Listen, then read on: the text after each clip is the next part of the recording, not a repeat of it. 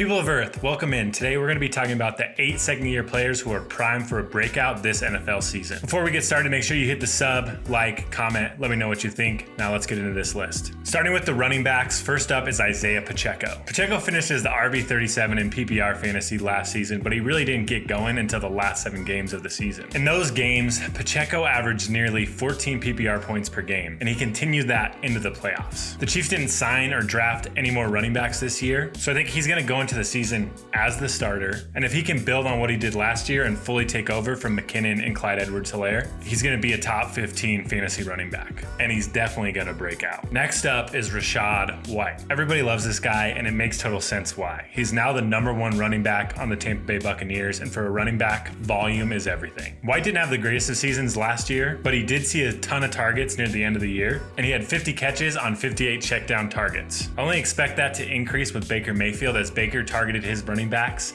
at the 8th highest percent in the NFL last year. With Rashad White, we're betting on a heavy workload, and if he gets it, he's definitely breaking out in 2023. The next guy on this list is Kenneth Walker, and to be honest, he has a much wider range of outcomes. Currently, he's battling an injury, and they added Zach Charbonnet to the backfield in the draft. It's been reported that he's only going to see like 17 touches per game, which is right around what he averaged last year. With that workload, he finished as the RB18 in PPR, so he definitely was a top 20 running back. But if he sees an increase in workload like he saw from weeks 5 through 12, where he averaged nearly 19 PPR points per game, he could easily finish in the top 10 fantasy running backs. We're just going to have to monitor training camp, that injury, and see how much Zach Charbonnet is involved. My favorite running back of the second-year guys is Breece Hall, and I know he's on the pup and maybe Dalvin Cook is going to be involved, but hear me out. Breece Hall definitely has the most talent and the most opportunity to shine right now. Before his injury, he was averaging 16 PPR points per game as a rookie. And if he's fully healthy and has a full workload in the season, I could see him being a top 5 fantasy back. We've already had reports that his straight line speed is fine and he rushed at nearly 23 miles per hour, but I think there's just some questions to remain on how his cutting and other football movements are gonna go. We'll just have to continue to monitor training camp and see what his status is heading into week 1, but it's possible he has a slow start and breaks out in the second half of the season.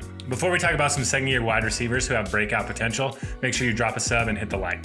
In his rookie season, George Pickens showed some real potential with his amazing grabs. Finishing with 52 catches and 802 yards and 4 TDs, he's definitely primed for a breakout this season. If Kenny P improves like everybody says he's going to, and Pickens becomes the alpha on the Steelers, I could see Pickens cracking the top 15 in fantasy football, which would be killer for a guy you're drafting in the 6th round. Jehan Dotson isn't getting a ton of love for second-year guys with the breakout, but as a rookie, he caught 35 balls and 523 yards, but his big stat was the 7 touchdowns that he caught. The QB play in Washington may not be that exciting, especially if Sam Howell is the quarterback, but there is a chance that Howell is better than a lot of people think. Most likely, the Commanders are going to be playing a lot of catch-up this season, which should lead to a lot of targets for Jehan Dotson. Hopefully, these targets turn into a lot of receptions, yards, and touchdowns, leading to a breakout season for him. This one is a little bit more of a gamble, but he probably will be closer to a 1B to Terry McLaurin, and with Bieniemy as the offensive coordinator, it might bring new life to the system. My favorite second-year wide receiver has got to be Christian Watson, and it's not even close. A lot of people want to bring up how they don't have Aaron Rodgers anymore and they have Jordan Love, but I don't really think that matters. Watson saw a plethora of targets over the last 10 games of the season